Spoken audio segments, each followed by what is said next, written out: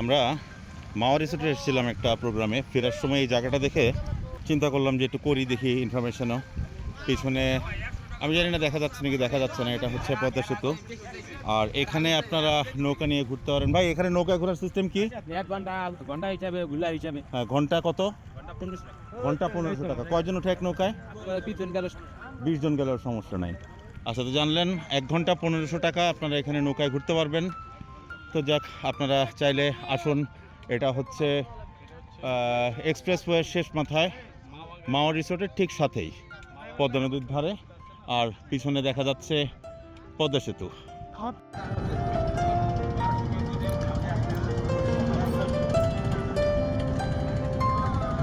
মাওয়া এক্সপ্রেসওয়ের মাথায়, মাওয়া রিসোর্টের ঠিক পাশেই আমরা আছি এই মুহূর্তে। দেখা যাচ্ছে এখানে বোট চলছে। আপনারা যদি এরকম বোটে ঘুরতে চান, এই যে বোটগুলা 20 জন 30 জন উঠতে পারবেন ইজিলি। ঘন্টা নেবে 1500 টাকা, আধা ঘন্টা 1000 টাকা। দামাদামি করলে হয়তো 50-100 টাকা কমাতে পারে, তবে সেটার কোনো গ্যারান্টি নেই।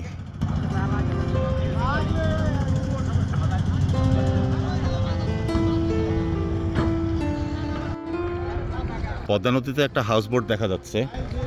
এটা নামটা ঠিক বুঝতে পারছি না। তো আপনারা চাইলে এভাবে করে হাউস বোটেও ঘুরতে পারেন। তার ডিটেলসটা আমি দিতে পারছি না, কারণ এটা অনেক দূরে। এই ডিটেলসটা কি আমার জানা নেই। এই হাউস বোটটা হয়তো আপনাদেরকে নদী ঘেঁষে এখান থেকে নিয়ে এই ব্রিজের সামনে পিছিয়ে কোথাও ঘুরাবে।